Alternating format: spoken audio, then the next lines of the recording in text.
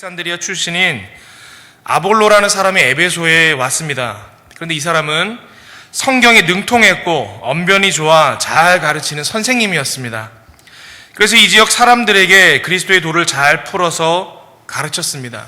그런데 오늘 본문 말씀이 증거하기를 이 아볼로의 가르침은 온전하지 못했습니다.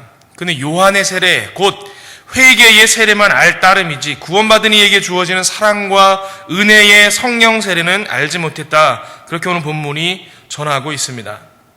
그래서 하나님은 아굴라와 브리스길라를 통해 아볼로의 이러한 부족한 점을 채우게 하셨습니다. 그리고 이렇게 준비된 아볼로는 고린도로 내려갑니다. 그리고는 19장 전반부에 에베소에서 사역하는 바울의 장면으로 이야기가 바뀝니다. 그런데 그 내용을 보니까 사람만 아볼로에서 다른 제자들로 바뀌었지 비슷한 내용이 나옵니다. 성령의 세례를 알지 못하고 요한의 세례에만 머물러 있는 그리스도인들에게 구원받은 이가 누려야 할 성령의 세례를 베푸는 장면이 나옵니다. 28장 후반부와 우리가 읽은 19장 전반부의 내용은 간단합니다. 그리스도의 도를 배우고 제자가 된 유대인들이 있었는데 아직 성령의 세례는 모르는 완전하지 못한 모습이었고 그래서 하나님께서는 이를 완전하게 하셨다라는 것입니다. 그렇다면 오늘 우리가 이 본문을 통해서 알 수 있는 내용은 무엇입니까?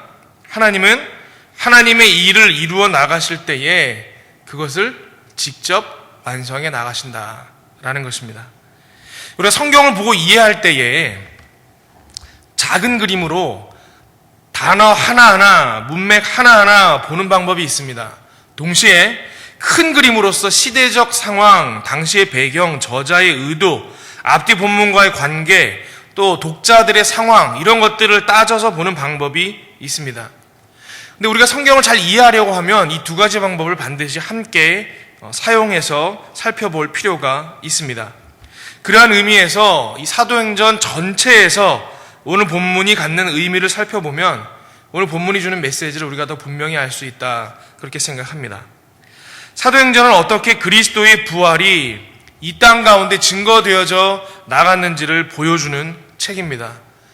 또한 예수님께서 사도행전 1장 8절에 승천하면서 하신 예루살렘과 온 유대와 사마리아와 땅끝까지 이르러 내 증인이 되리라는 그 말씀이 구체적으로 어떻게 실현되어 가고 있는지를 우리에게 보여주는 책입니다. 먼저 오순절 마가의 다락방에 모여 기도하던 제자들에게 임한 성령은 제자들로 증인의 삶을 살게 하였고 하나님의 교회를 이루게 하였습니다. 그러나 예수님의 말씀이 실현되기 위해서는 몇 가지 장애물을 넘을 필요가 있었습니다. 먼저 사도행전은 모든 사람에게 복음이 증거되는 것을 막는 장애물들을 하나둘 넘게 하시는 하나님을 보여주고 있습니다. 먼저 7장의 스데반의 스토리는 하나님께서 복음 증거자들로 이 예루살렘에만 머무르게 하는 당시 사람들의 지역주의 혹은 성지주의 그런 것들을 넘게 하셨습니다. 그 율법의 얽매여 이방인들에게 복음이 증거되는 것을 막는 율법주의를 깨고 그것을 넘어서게 하신 일들을 우리에게 보여주고 있습니다. 그 다음에는 베드로와 고넬료의 이야기가 나오죠. 베드로와 고넬료의 스토리를 통해 유대인 중심으로 증거되었던 복음이 어떻게 이방인들에게도 증거될 수 있는지를 보여줍니다. 그리고 실제로 그들이 선포된 복음에 의해 하나님께로 돌아오는 사건들을 보여줌으로써 인종주의의 벽이 깨지고 그것을 넘어서게 하시는 하나님의 역사를 보여줍니다. 이 모든 것은 하나님의 성령이 하신 일이었습니다. 성령께서는 이처럼 우리가 그리스도의 부활을 증거하고 하나님의 사명을 감당할 때에 만나는 장애물들을 모두 깨게 하시고 넘어서게 하십니다. 사도 바울은 고린도 후서 10장 4절에서 이렇게 말합니다. 우리의 싸우는 무기는 육신에 속한 것이 아니요 오직 어떠한 견고한 진도 무너뜨리는 하나님의 능력이라. 사도행전의 증거처럼 이 시대를 살아가는 우리 또한 그리스도의 부활을 전하는 복음 전도자로서의 사명을 감당할 때에 어떠한 견고한 진도 무너뜨리는 하나님의 능력을 보게 될 줄로 믿습니다. 그런데 하나님께서는 하나님의 일을 이루어 나가실 때에 이와 같이 영광스러운 승리의 경험들 다 깨고 넘어서게 하는 경험들도 사용하시기도 하시지만 동시에 실패와 처절함의 그러한 경험까지도 사용하십니다. 고넬료의 사건 이후에 사도행전은 교회의 실패를 또한 우리에게 보여주고 있습니다. 유대인 종교 지도자들의 박해뿐만 아니라 로마의 핍박이 점점 거세져 갔습니다. 이로 인해서 교회 지도자였던 사도 야고보는 순교하였고 베드로 또한 잡혀서 죽을 뻔한 위기를 경험합니다. 예루살렘 교회의 지도자들로부터 또 그 밑에 있는 모든 그리스도인들에게까지 생명까지 빼앗는 박해가 시작된 것입니다. 그로 인해 당시 주로 예루살렘에 모여있던 그리스도인들은 이 박해를 피해서 뿔뿔이 흩어지기 시작합니다. 교회는 망하는 것처럼 보였습니다. 그러나 우리가 쭉 사도행전을 살펴보고 있어서 아는 것처럼 하나님은 그러한 실패와 고난까지도 사용하셨습니다. 이 박해의 과정 속에서 바울과 같은 인물이 그리스도인이 되는가 하면 뿔뿔이 흩어졌던 그리스도인들로 인해서 복음이 만방으로 퍼져나가는 계기가 되었습니다. 우리가 그리스도인으로서 사명을 감당하며 살다가도 고난의 순간, 실패의 순간 만날 수 있습니다. 그러나 그때 지금 우리가 새벽마다 살펴보고 있는 이 사도행전의 메시지가 우리를 붙들기를 바랍니다. 하나님의 계획과 실행에는 실패도 없고 고난도 없습니다. 모두 하나님의 일을 이루기 위한 도구로서 사용되어진다라는 것입니다. 인간의 가장 낮은 모습, 우리 실패까지도 사용하시는 하나님을 믿으시기를 바랍니다. 또 한 가지 우리가 사도행전이 전하는 메시지를 살펴볼 때에 이 하나님의 사람이라는 측면에서도 볼 수 있습니다. 먼저 하나님은 하나님의 교회를 세우실 때에 사회적으로 보잘것없고 무지한 사람들에게 지혜를 주셔서 사용하셨습니다. 여러분, 초대교회 지도자들이 누구입니까? 사도들입니다. 예수님의 제자들입니다. 그들은 시골 촌부였고 대다수가 물고기 잡던 어부였습니다.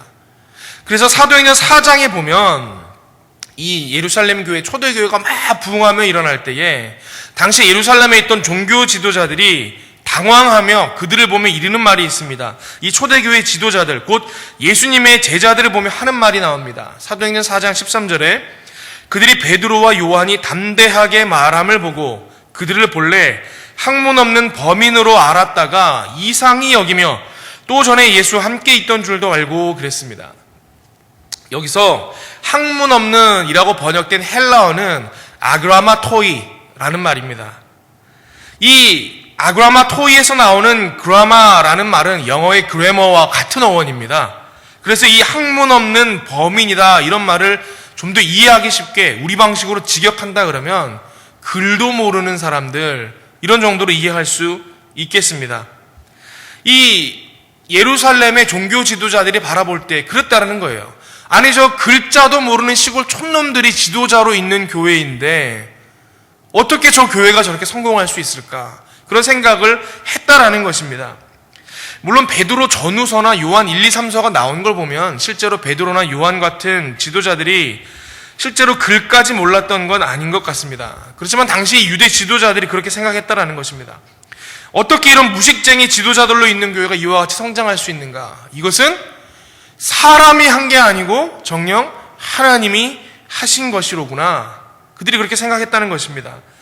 하나님은 부족해 보이고 준비되지 못한 것 같은 이러한 사람들을 사용하셔서 교회를 세우셨고 이를 통해 이것이 사람이 한 것이 아니라 하나님께서 친히 하셨다라는 것을 나타내셨습니다. 하나님은 하나님이 원하시는 때에 하나님의 방법으로 하나님의 택하신 사람들을 통해서 하나님의 일들을 완성해 가십니다. 우리도 하나님의 사명이 우리에게 주어질 때 그렇게 얘기할 수 있습니다. 하나님, 나 준비되지 못했는데요. 나 부족한데요. 그런데 여러분 그렇지 않습니다. 만약 내가 준비되지 못해서 쓰임받을 수 없다면 그것은 하나님의 능력이 유한합니다라고 말하는 것과 똑같습니다.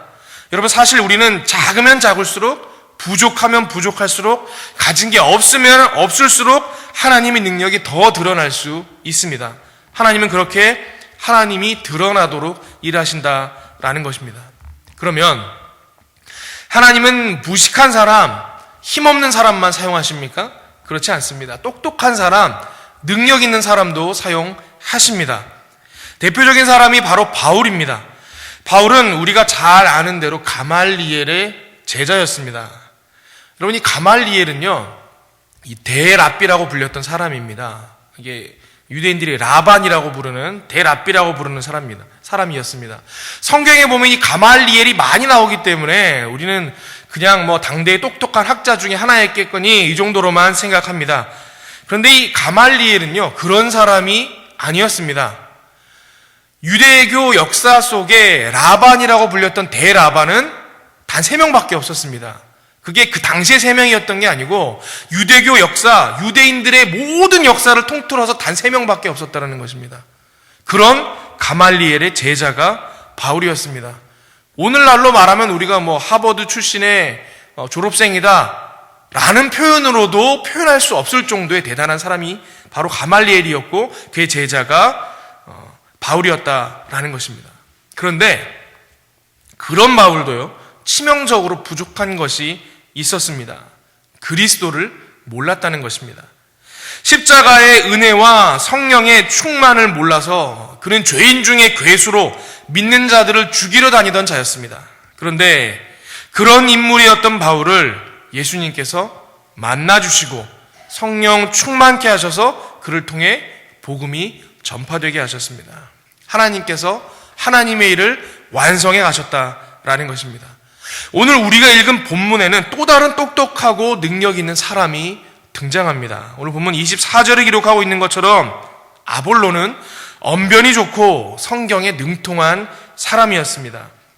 주석가들은 이 아볼로가 2, 3세기에 쓰여졌던 헬라어로 쓰여진 구약 성경인 아마 이 70인역 성경으로 성경을 공부했을 것이다. 그리고 본문이 말하는 것과 같이 이 아볼로는 성경에 능통했던 사람이었을 것이다. 그렇게 이해합니다. 또한 그는 언변이 좋아서 좋은 설교자로서의 자질이 준비되어 있는 사람이었습니다. 18장에서 19장 넘어가는 장면에 아볼로가 고린도로 내려갔다고 되어 있지 않습니까? 이 나중에 아볼로가 고린도 교회 목회자가 됩니다. 근데 얼마나 사역을 잘했는지 이 고린도 교회가 나중에 당파 문제를 겪잖아요. 이 사람들이 여러 가지 당파로 나뉘는데 그때에도 보면 어떤 파들이 있었냐면 그리스도파, 게바파라고 불리는 베드로파, 바울파, 벌써 대단하지 않습니까? 예수님파가 있었고 복음을 증거하고 고린도에 씨앗을 뿌렸던 바울파가 있었고 예루살렘 교회의 지도자였던 초대 교부였던 이 베드로파가 있었고 그리고 나머지 한 파가 아볼로파였다라는 것입니다. 그의 영향력을 보여주는 대목입니다. 또한 고린도전서 3장 6절에 바울이 아볼로에 대해서 그렇게 말하죠. 나는 씨를 뿌렸고 아볼로는 물을 주었으되 하나님께서 자라게 하셨다. 아볼로는 그만큼 똑똑하고 능력 있는 사역자였다라는 것입니다. 그런데 그런 인물이었던 아볼로도 치명적으로 부족한 것이 있었다고 오늘 본문이 기록합니다. 그는 성경은 너무나 잘 알았는데 믿는 자에게 주어지는 이 성령의 충만, 성령의 세례는 몰랐다는 것입니다. 다시 말해 온전한 복음 이해가 부족했던 사람이었습니다. 그런데 그런 인물이었던 아볼로를 하나님은 브리스길라와 아굴라를 통해 그가 가진 복음을 온전하게 하셨고 성령의 사람으로 완성시켜 가셨습니다. 여러분, 베드로도 요한도 그리고 바울도 아볼로도 모두 어떤 면에서는요 준비된 사역자들이었습니다. 그러나 온전하지는 못한 사람들이었습니다. 성령파인 베드로와 요한은 지식이 부족한 사람들이었습니다. 반대로 지식파인 바울과 아볼로는 성령을 몰랐습니다. 그러나 하나님께서는 하나님의 복음이 전파되기 위해서 이 부족했던 사람들을 모두 온전케 하셨습니다. 성령파에게는 지혜를 주셔서 초대교회의 지도자가 되게 하셨고 반대로 지식파에게는 성령의 충만함을 허락하셔서 열정적으로 복음이 증거되고 전 세계의 하나님의 교회가 든든히 세워지게 하셨다라는 것입니다. 저는 오늘 말씀을 준비하면서 말씀의 제목을 완성케 하시는 하나님이다 그렇게 정했습니다. 이 사도행전은 18장 23절 우리가 읽은 이 대목 이후로부터 사도 바울의 마지막 선교 여행이었던 3차 선교 여행을 기록하고 있습니다. 예루살렘과 온 유대와 사마리아를 넘어 이제 땅끝까지 복음이 전파되어지는 과정에 마지막 부분에서 하나님은 친히 일하셔서 말씀의 성취를 이루고 계심을 오늘 본문이 보여주고 있는 것입니다. 그러므로 여러분의 없는 것 때문에 의기소침해 하지 마시길 바랍니다. 여러분의 악조건을 두려워하지 마시기를 바랍니다. 사실 부족하면 부족할수록 더 좋습니다. 그래야 하나님이 드러나니까. 없으면 없을수록, 악조건이면 악조건일수록 하나님의 영광이 크게 드러날 자리인 줄 알고 기뻐하는 저와 여러분 되시기를 바랍니다. 말씀을 정리합니다. 하나님은 하나님의 일을 하나님께서 친히 이루어 가십니다. 우리의 실패는 중요하지 않습니다. 또한 우리의 부족함 또한 중요하지 않습니다. 능력의 하나님께서는 이 모든 것이 합력하여 선을 이루어가게 하십니다. 그런 하나님을 믿고 하나님의 복음이 증거되는 삶을 성실히 살아내는 저와 여러분 되시기를 바랍니다. 함께 기도하겠습니다. 아버지 하나님, 오늘 요한의 세례만 알고 성령의 세례, 성령의 충만을 몰랐던 아볼로와 여러 제자들의 이야기를 통해 하나님께서 하나님의 사역을 어떻게 완성시켜 나가는지를 우리에게 보여주시니 참 감사합니다. 우리가 이 말씀을 붙들고 삶 속에서 복음 전도자의 사명을 감당하며 살 때에 우리의 연약함과 부족함으로 인해 넘어지지 아니하고 두려워하지 아니하고 오히려 부족한 나의 모습을 통해, 실패한 나의 모습을 통해 하나님의 완성케 하심을 드러내는 영광을 기다리는 우리가 될 수 있도록 하나님 우리와 함께하여 주시옵소서. 감사드리며 이 모든 말씀 예수 그리스도의 이름으로 기도합니다. 아멘.